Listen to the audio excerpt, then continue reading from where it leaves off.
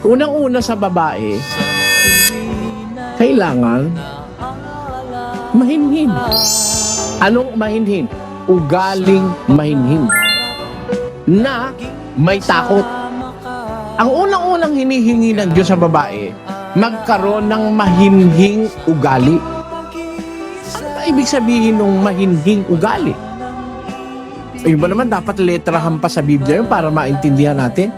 Pag mahinhin, edi hindi marot. Pag mahinhin, edi hindi kirik. Pag mahinhin, yung bang ugaling babaeng mahinhin, yung parang ipinipicture nung araw nung ating Maria Clara. Ako halimbawa, Kristiyano ako, mag-aasawa ako, hindi ako mag-aasawa sa hindi mahinhin. Pero pinakikita ko lang sa inyo kung gaano kahigpit ang dararapat na pag-iingat ng karangalan ng babae sa diwang nakasulat sa Biblia.